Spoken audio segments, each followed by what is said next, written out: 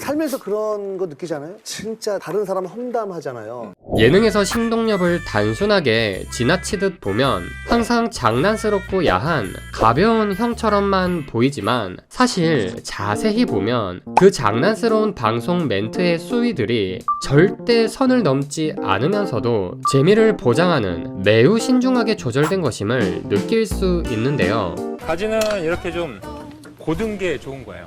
네. 아, 약간 이렇게 휜 거보다는. 휜 거는 왜 웃어요? 고든 게 좋습니다.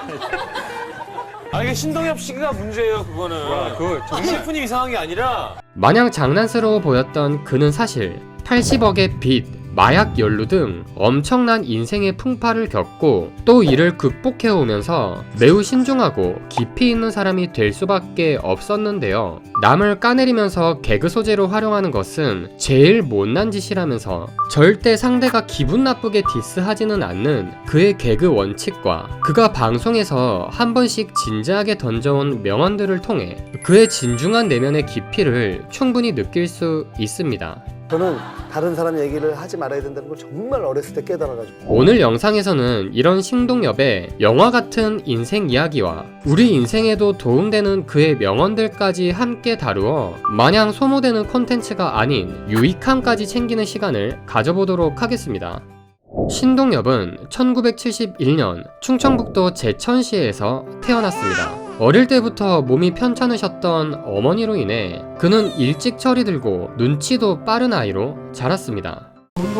아버지나 형이나 나는 이렇게 결국 개그맨이 꿈이었던 신동엽은 눈치가 빠른 만큼 멘트의 수위 조절 능력이 능숙했고 이런 점을 바탕으로 20살에 SBS 특채 개그맨으로 선발되며 젊고 유능한 신인으로 떠오르기 시작했습니다. 이에 기존에 활약하던 일부 선배 개그맨들이 위기를 느꼈는지 신동엽을 견제하기 시작했고 사소한 일로 뺨을 때리고 의자를 던지는 등 그의 길을 죽이려고 했죠. 이에 신동엽은 개그맨을 타의적으로 포기해야 하는 상황에까지 처해졌습니다. 동시에 20대 청춘이었던 그는 점점 방황하기 시작했죠. 결국 그는 한 친구 집에 놀러 갔다가 대마초를 흡연하는 실수를 저지르고 맙니다. 이에 경찰에서는 신동엽을 마약 밀반입 혐의로까지 생각하고 긴급 체포했으나 밀반입 혐의는 거짓으로 입증되고 흡연건에 대해서 2천만원 벌금형을 선고받게 됩니다. 이렇게 그의 개그맨 생활은 완벽하게 막을 내리는가 싶었는데 그의 따뜻한 천성과 개그맨으로서의 아까운 재능을 잘 알고 있었던 개그맨 동료들과 방송 PD들의 도움으로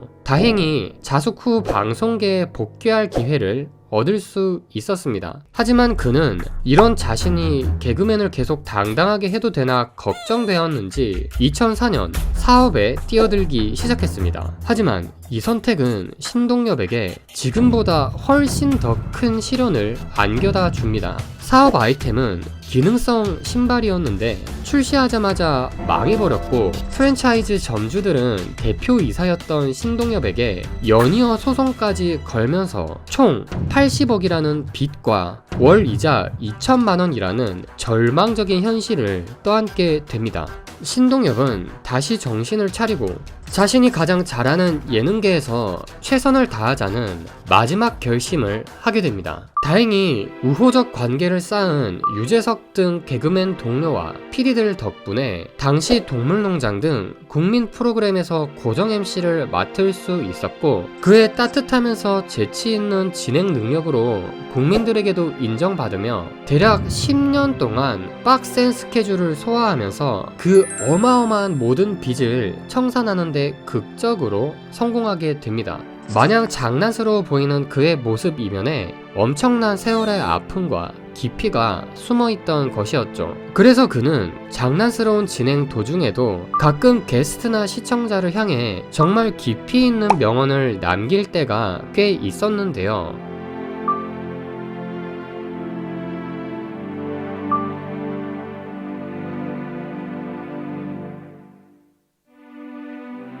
특히 어떤 사람을 멀리하는가에 대한 신동엽의 다음과 같은 명언은 수많은 사람들에게 귀감이 되었었죠. 살면서 그런 거 느끼잖아요. 진짜 다른 사람 험담하잖아요. 근데 그게 다 돌아오더라고요. 저는 다른 사람 얘기를 하지 말아야 된다는 걸 정말 어렸을 때 깨달아가지고 안 해요. 진짜 그런- 안 해. 어. 남욕 안 해. 진짜 안 하는데 어떤 사람들이 와서 저한테 그 사람이 나를 욕했다. 그러면 저는 그 얘기했던 사람을 그 사람을 멀리하죠. 되려? 예. 어. 혹시 네. 지금 나이가 어리거나 아니면 사회생활 많이 시작하지 않은 분들은 진짜 남 얘기 조심해요. 비록 20대 방황하던 시절 돌이킬 수 없는 실수를 저지르긴 했지만 지금은 많은 사람들에게 인정받는 신동엽의 이 명언과 인생 이야기가 당신의 인생에도 조금이나마 좋은 영향이 될 수 있길 기원합니다.